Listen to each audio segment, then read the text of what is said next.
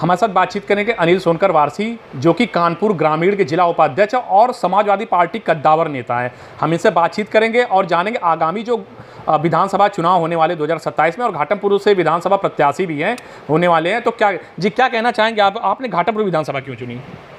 घाटमपुर विधानसभा इसलिए चुनी, 2007 में शीशम विधानसभा से मैं प्रत्याशी रहा, चुनाव लड़ा। 2010 के करीब ये विधानसभा शीशम सुरक्षित यहाँ से ख़त्म हो गई। मैंने बहुजन समाज पार्टी छोड़कर माननीय शिवपाल जी के समकक्ष समाजवादी पार्टी ज्वाइन करी। उसके बाद घाटापुर विधानसभा में मैं लग गया।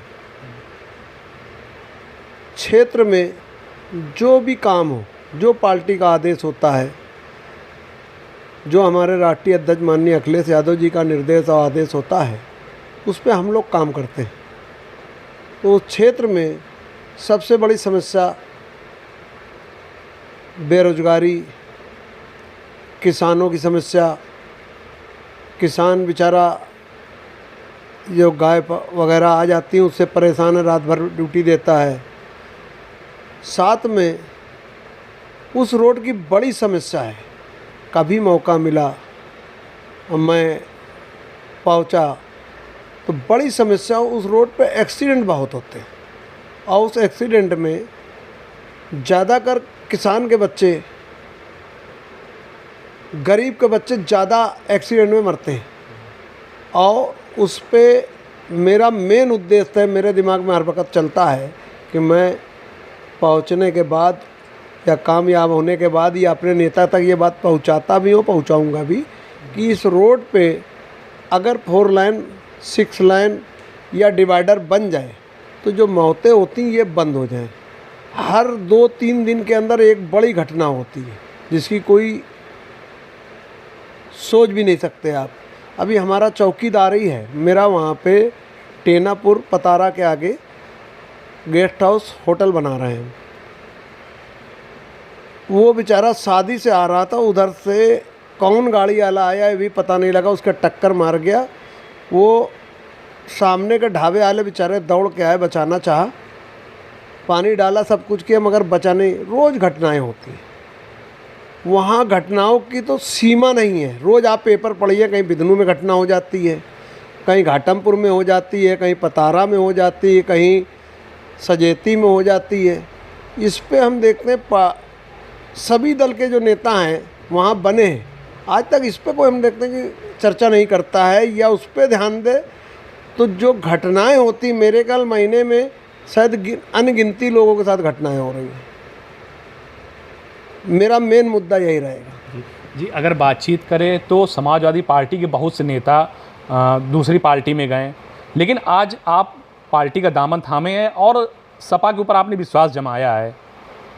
तो अगर आपको 2027 में समाजवादी पार्टी घाटमपुर विधानसभा से प्रत्याशी बनाएगी तो जनता के विश्वास पे किस तरह से उभरेंगे और उनको किस तरह से अपनी योजनाओं को उन तक पहुंचाएंगे? किस तरह से आप उनका विश्वास जीतेंगे? 2027 में मैं जब 2010 से यहाँ से गया तो 2027 में वहाँ हमने इतनी पहचान बना ली है, लोगों के बीच शायद कोई गांव बाकी है, लोगों को बीच जाके काम करता हूँ। कोई समस्या होती, ईश्वर न करे किसी के यहाँ घटना होती, कि किसी के यहाँ खुशियाँ होती है, मुंडन कंछेदन होता है, जन्मदिन होता है, तो अनिल सोनकर वारसी को बुलाया जाता है। और बुलाया जाता तो मैं जाता ज़रूर हूँ, जो अपने से बन पड़ता उस तरीके से काम करता हूँ। मेरे अपने समाज का 28 से 30 हज़ार वोट है, खटिक समाज का। तो इसलिए भी विधानसभा मैंने चुनी कि हमारे समाज का वोट है, हमारे यादव समाज।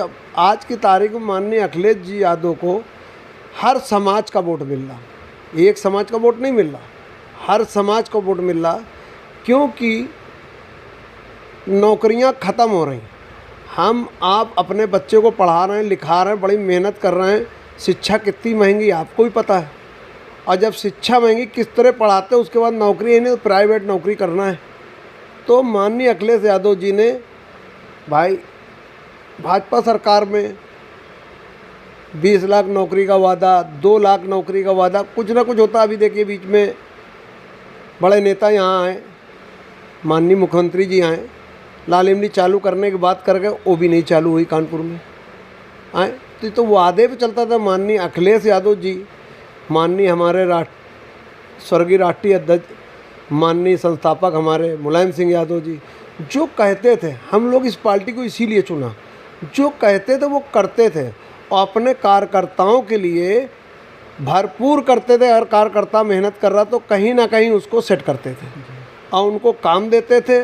उनकी दुख मुसीबत में हमारे नेता में एक बड़ी क्वालिटी है कि आप देखते होंगे, सरकार हो या ना हो, किसी के यहाँ घटना हो जाए, हमारे नेता बड़ी बात है पहुँचते हैं, हम लोग का मनोबल बढ़ता है। तो इसलिए मैंने समाजवादी पार्टी चुनी। आप समाजवादी पार्टी कद्दावर नेता हैं, कभी आपको कभी कोई दिक्कत नहीं, आपको कभी कोई कहा कि हमारे इसमें पार्टी में शामिल होइए, आपको कभी ईडी और सीबीआई इन सब चीज़ों से डर नहीं लगा? देखिए, डर हमारी सारी जांचें हो चुकी हैं, उसकी कोई चिंता नहीं है।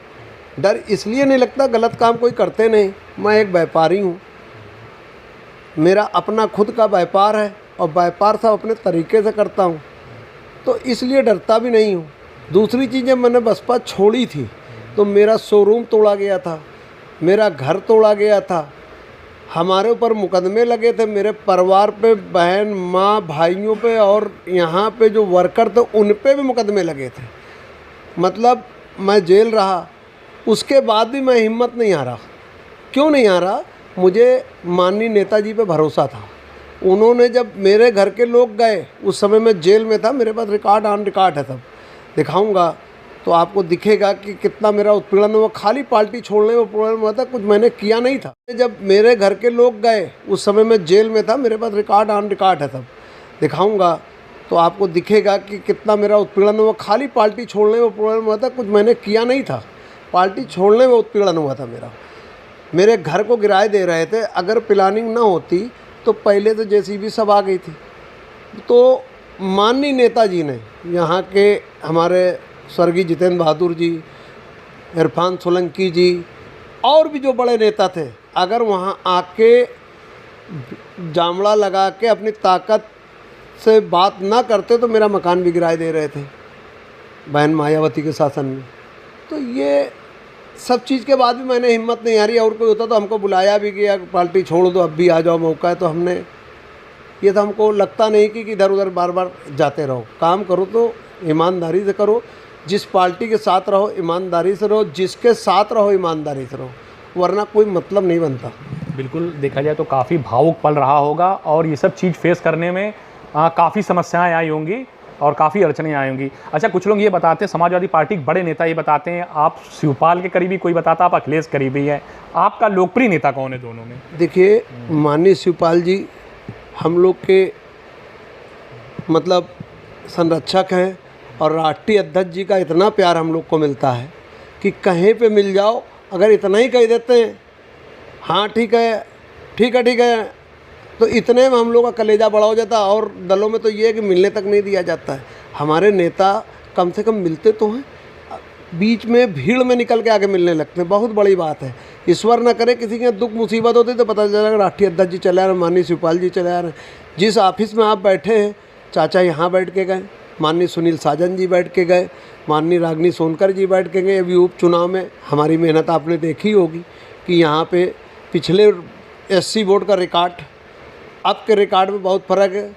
पिछले रिकॉर्ड में माननीय विधायक को 12,000 वोट मिले, अब की SC बिरादरी को भाजपा से इतने बड़े बड़े नेता लगे रहे SC बिरादरी को, वो अनिल सोनकर वारसी कानपुर से सिंगल चेहरा रहा और छोटे भाई तमाम लोग साथ लगे रहे, मगर आज 29,000 SC बिरादरी का वोट मिला। वो इसलिए मिला कि राष्ट्रीय अध्यक्ष जी ने हमको जो ताकत दी है काम करने की, तो इसलिए नफ़ा नुकसान की चिंता नहीं करते, पार्टी का साथ देते, पार्टी के साथ है, पार्टी के साथ रहेंगे। तो ये कानपुर ग्रामीण के जिला उपाध्यक्ष अनिल सोलकर वारसी, जो कि घाटमपुर विधानसभा से समाजवादी पार्टी पद के लिए प्रत्याशी हैं और अभी से चुनाव में लगे हुए हैं और लगातार घाटमपुर की जनता के बीच जा रहे हैं और उनके सुख दुख में जो भी उनकी समस्याएं उनको दूर कर रहे हैं।